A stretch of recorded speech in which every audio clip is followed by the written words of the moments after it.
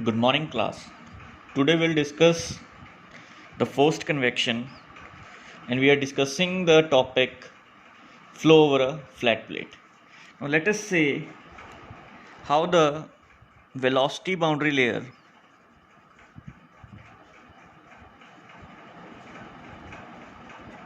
behaves in this, right? So, let me draw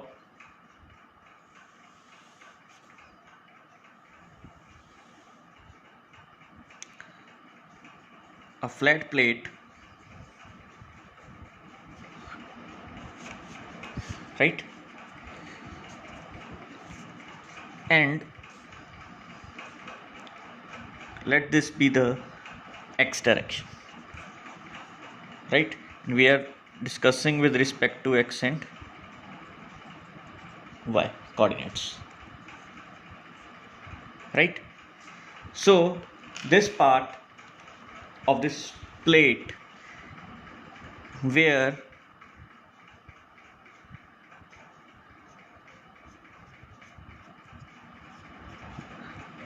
a fluid stream will hit the flat surface or flat plate.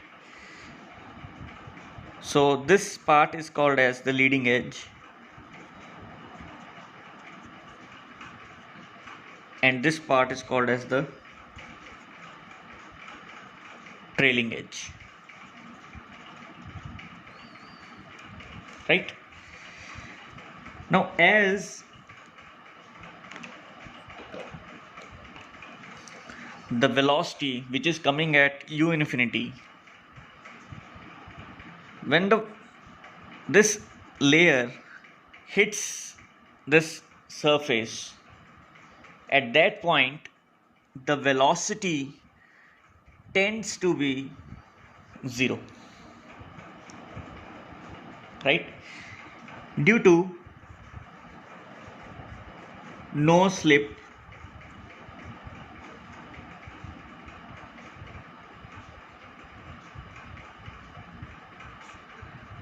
right? So as the layer adjacent to this layer of this the fluid which is intact with the surface will retard the motion of this neighboring fluid layer, right? And this the velocity will be reduced and this layer will automatically reduce the velocity of this fluid. And similarly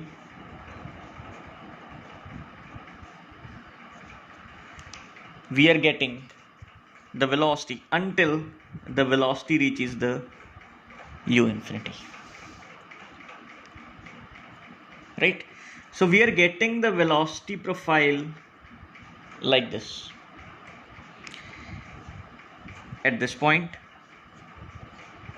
again the same thing happens.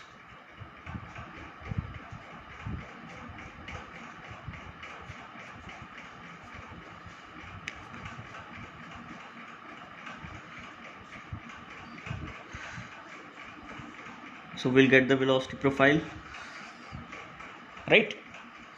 And when we join this together we'll get this thickness as delta, and this delta is called as hydrodynamic boundary layer, this layer, right? So this is the layer which we are getting,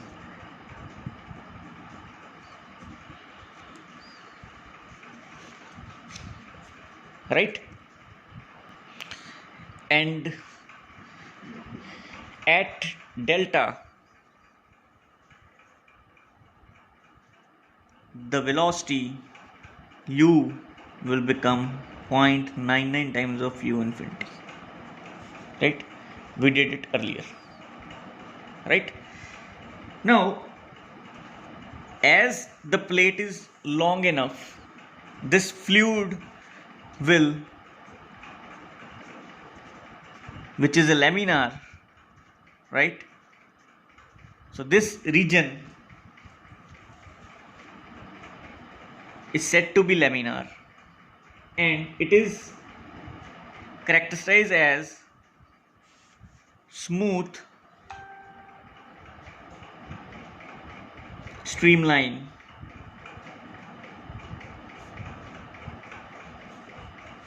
and highly ordered motion.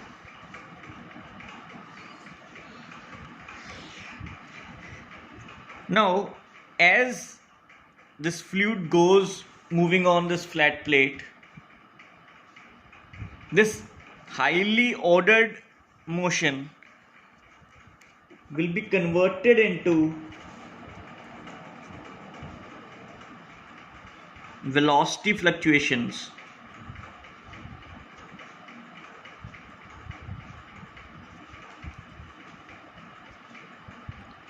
and highly disordered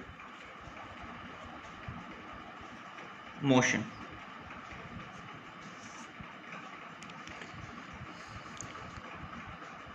Right?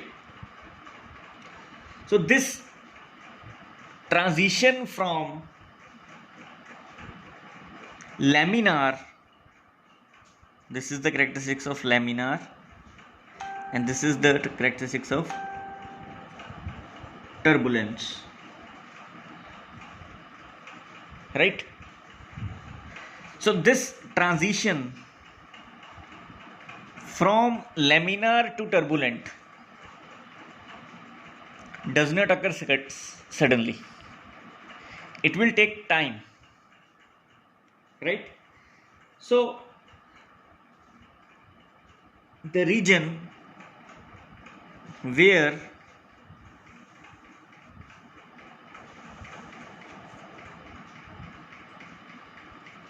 the convergence of laminar flow into turbulent takes place is called as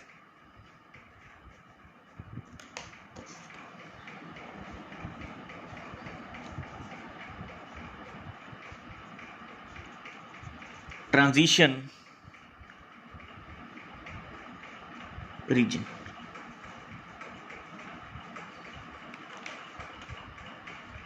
Now, why it is transition?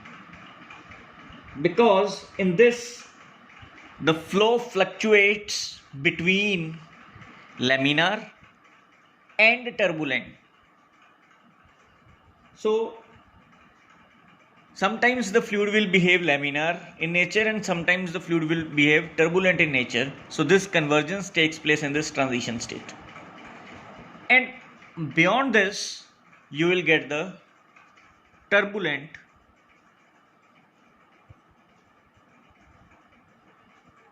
region.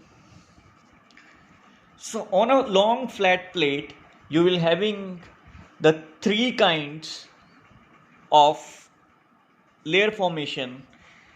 Up to this part, you will have the laminar region, then we have the transition region, and then we have the turbulent region, right? Now when we entered into turbulent region, this turbulent region will have three layers. So I'll mention it down here. This turbulent will have three layers. The layer which is nearer to this flat plate, the surface, is called as laminar sublayer, right? So this layer here is called as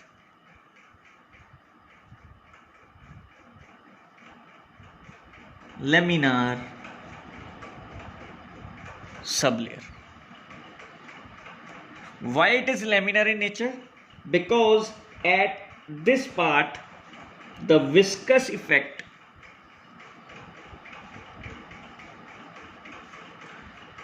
is dominant in nature. Viscous effect is dominant in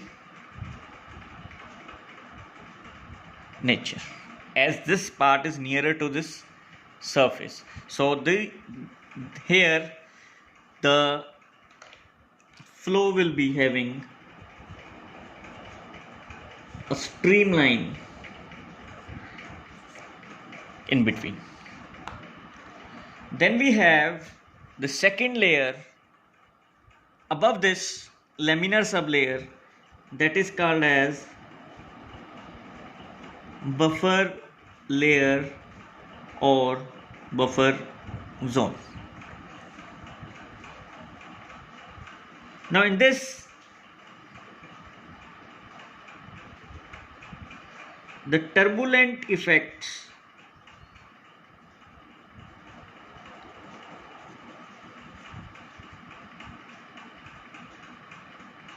are significant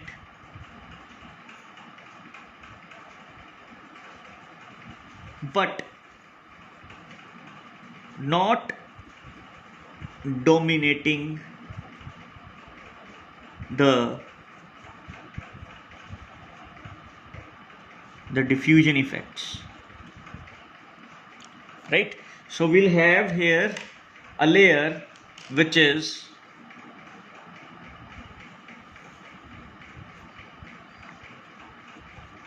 buffer layer, right, on this plate. And beyond this buffer layer, the third layer we have is your turbulent zone, right? So this zone is called as turbulent zone.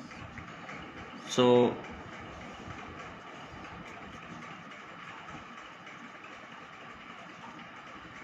the turbulent zone, so here it will behave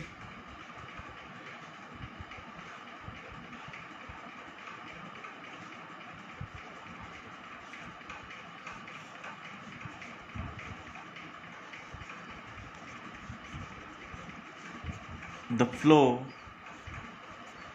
will be turbulent. So here it is laminar, right? Here it sometimes behave turbulent, sometimes behave laminar.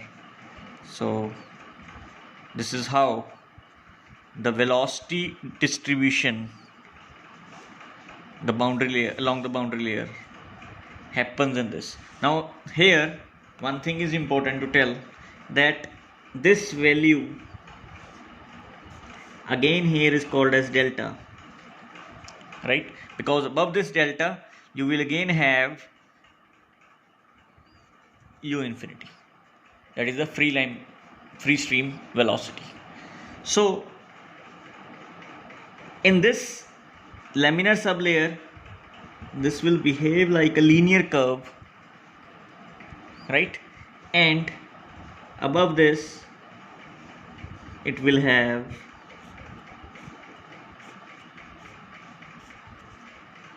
the uniform velocity, which is called as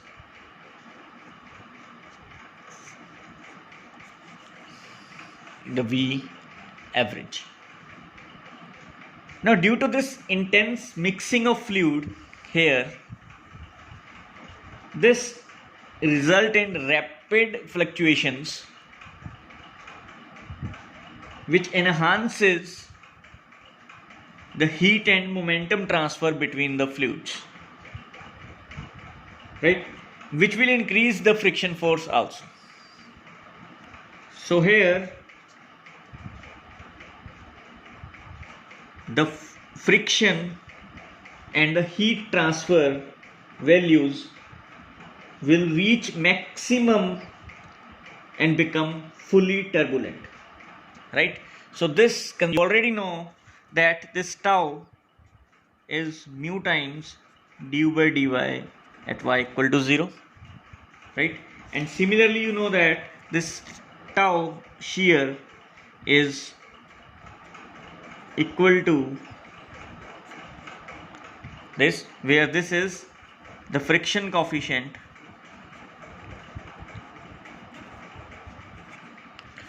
and this frictional force is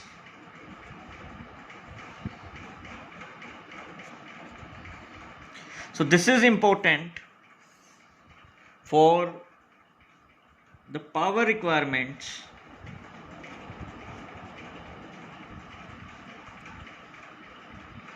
of a pump or a blower in case of forced convection. Now, to solve flat plate problems, we have a various correlations which we have derived earlier also. So we'll write it as that the Nusselt number, we have the two kinds of flow here. One is the laminar, right, and one we have the turbulent flow, right. When the value of Prandtl number is greater than that of 1, then this Nusselt number, local Nusselt number, we found that it is 0.332 of Prandtl number the power 1 by 3 into Reynolds number the power 1 by 2, right. So let me take a pen. And this relation is valid for Prandtl number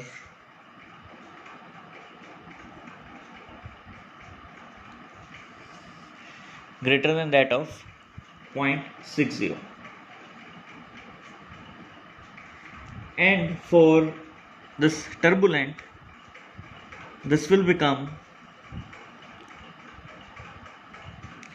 0.0296 into Reynolds number the power 0.8 into Prandtl number the power 0.33, 1 by 3, right. And this is valid for the value of Prandtl number by 60 and the Reynolds number value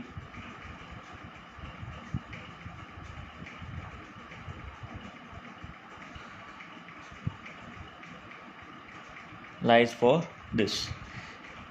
And one thing important here, one term which is missed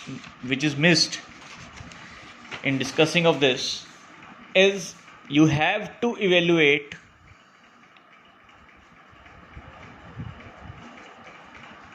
all the properties at mean film temperature. What is this temperature? This is the arithmetic mean of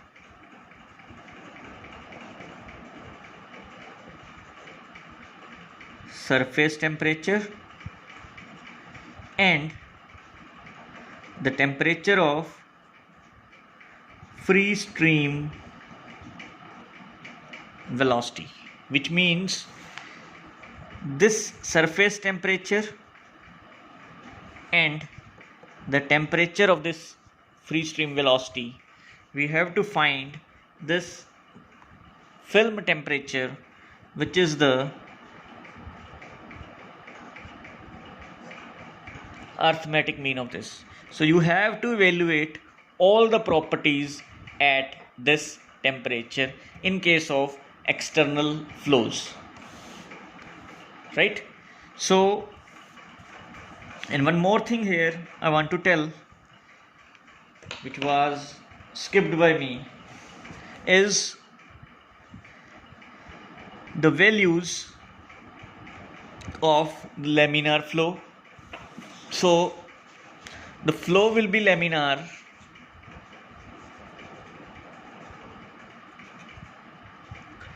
when it is less than that of 5 into 10 raised to power 5, and turbulent when it is greater than that of 5 into 10 raised to power 5, right? So these were the experimental found data where they found the laminar flow will be at this and the turbulent flow will be at this. So, and one more thing, there is a distance, this, which is called as the critical distance. This is the distance from where the transition phase starts, means the transition of laminar to turbulent starts. So by that they found these correlations based upon this calculations, right? And if you have to calculate the average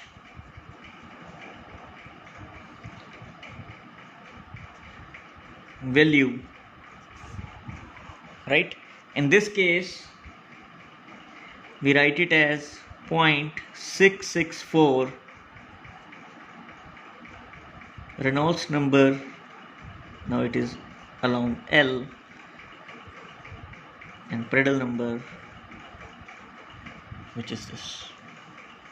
And similarly for this case it is 0.0737 of Reynolds number the power 0.8 into Prandtl number the power 1 by 3. And you also know that delta for laminar flow will have a value which is 4.64 times x. This is local value for laminar flow, Reynolds number at x, right? And Vesely has given the relation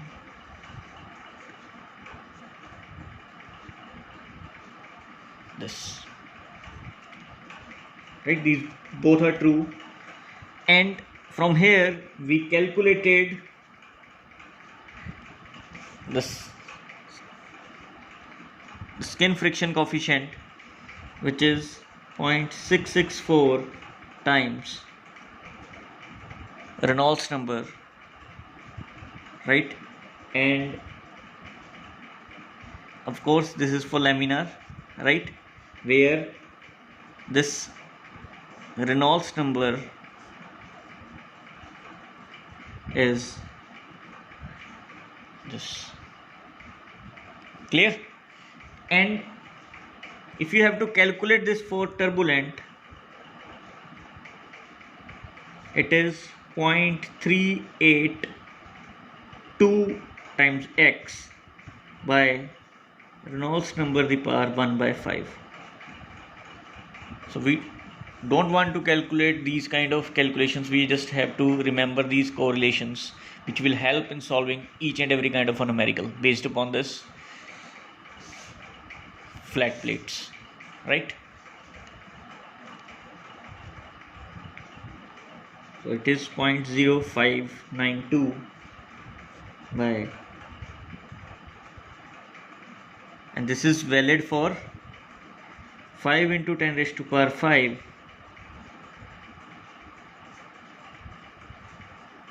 This is that x, right? And between these two we have a transition state,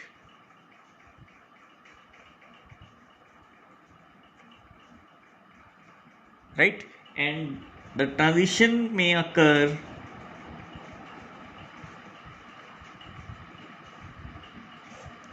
between this range,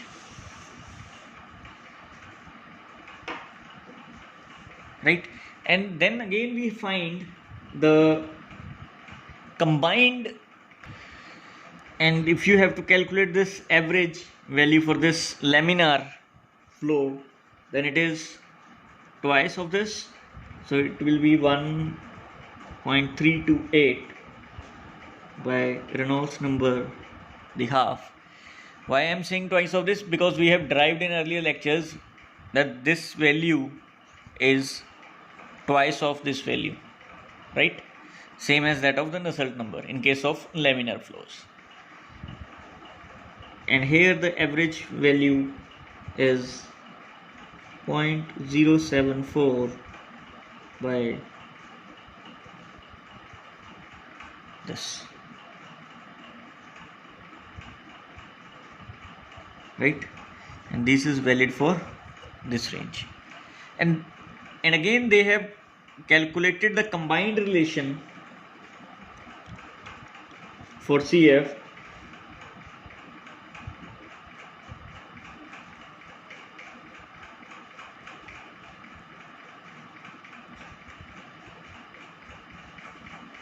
which is valid for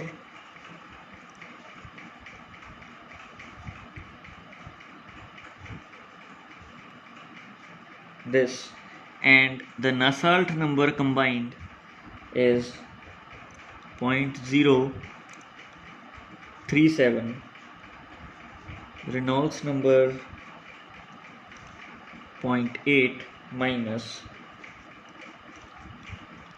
871, Prandtl number the power 1 by 3. So this combined value again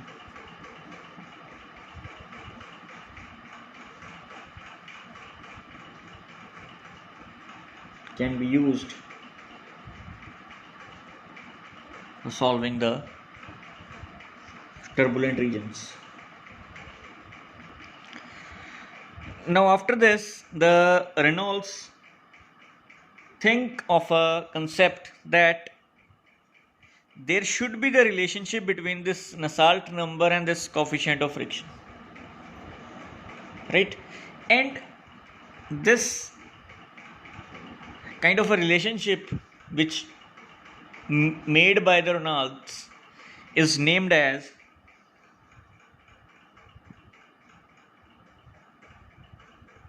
Reynolds analogy, right? So what he did when he do this kind of thinking, because from those relations which we have done earlier, right, the continuity equation,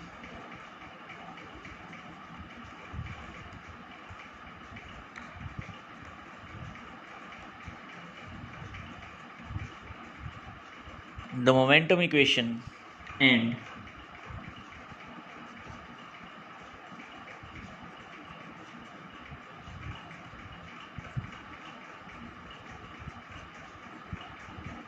the energy equation. So there is a similarity between these equations, and he thought of a relation that these two are intermixed with each other. Means if you normalize these variables, then this and theta,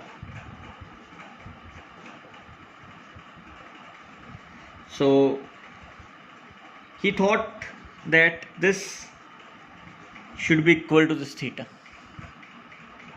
right? Because they both are interlinked with each other. But the solution of this is a non-linear equation, and this is a linear equation. So he thought of the analogy between these two relations, and he made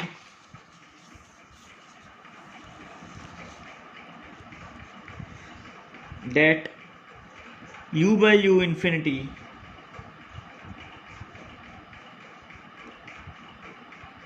is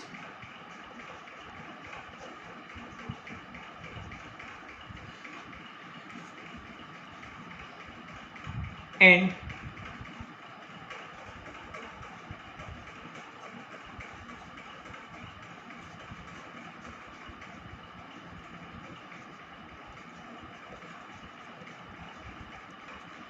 because wall shear stress is equal to wall heat flux, right? So from here we can write as this, because tau is nu times, and this can be written as the K of the fluid, because this is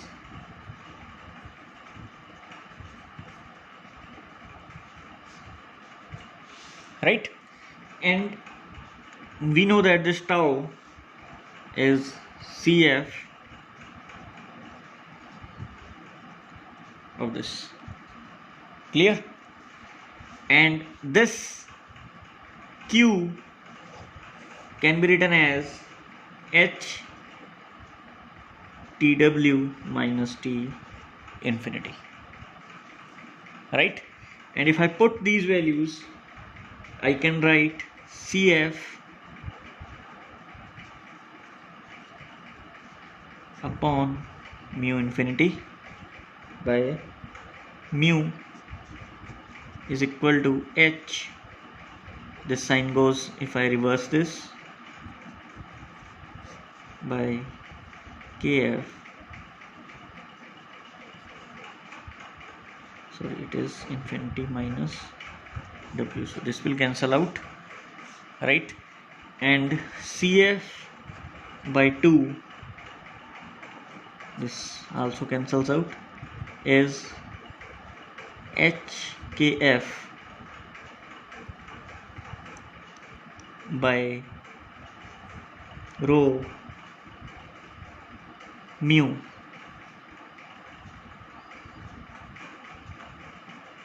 right? And I'll have U infinity here. So if I rearrange it,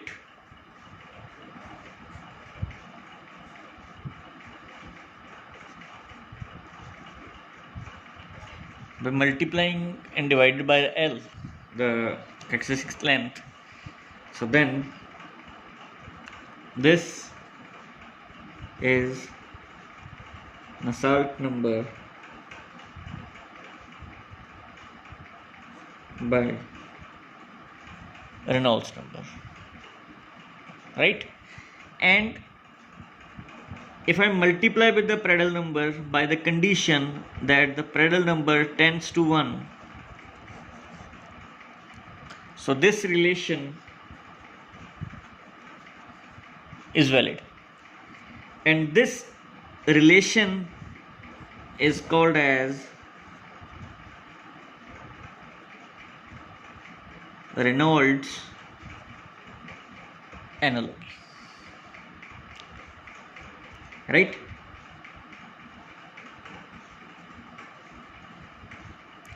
And here this is called as a number, right? And this number is called as the Centon number, which is Nusselt number by Reynolds number into Prandtl number. And it has a significance. If I write Reynolds number, Nusselt number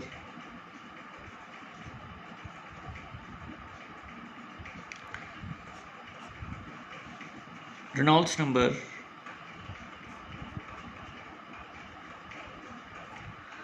Prandtl number, so here mu cancels, L cancels, K cancels, so it will be H by, and if I multiply and divide by delta T, so this is nothing but it is convection flux by axial advection flux, right? So the center number is convection flux upon axial advection flux, and this is, we can also write it as the center number is equal to Cf by 2, and this analogy was given by the Reynolds, and he related the fluid flow with the heat transfer, and this relation is very important for calculation work.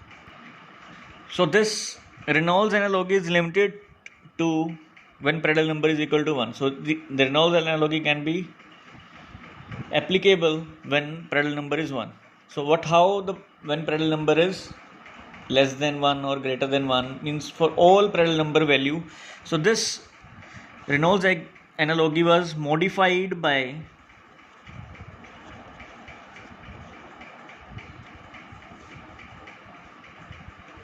Colburn analogy, or is also called as modified Reynolds analogy, which means what he did, he said if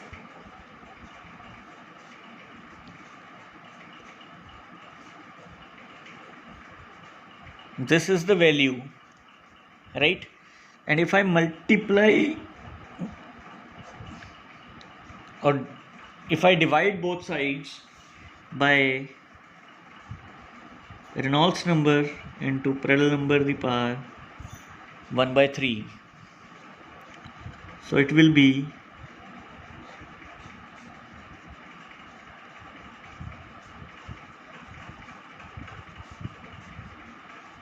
Reynolds number into Prandtl number the power 1 by 3. So this will cancel out, and this will be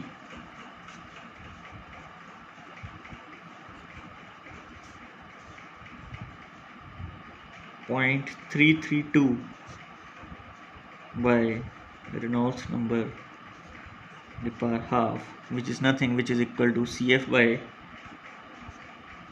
2, right? Remember Cf in this case.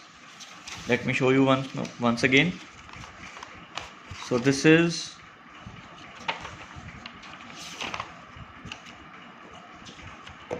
yes. So the Cf is this much, and Cf by 2 will be 0.332 of under root of Reynolds number, right? So from here, this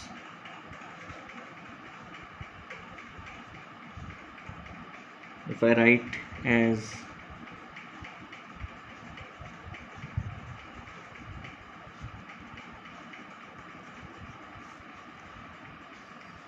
right, and this is what center number. So center number into Prandtl number is Cf by 2, and this relation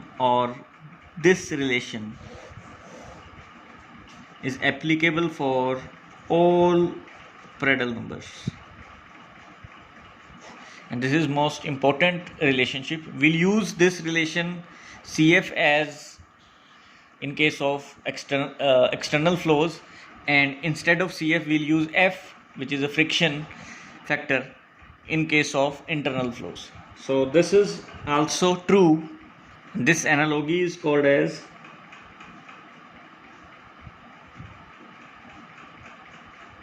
modified Reynolds analogy, right? So this is called as modified Reynolds analogy or Colburn analogy. Instead, the two persons which did it is Chilton and Kohlenberg. So in the next lecture we'll do one more case in case of your external flows, and then we'll move towards the internal flows, and after doing internal flows and the external flows we'll do the numerical based upon these concepts or these correlations. Thank you.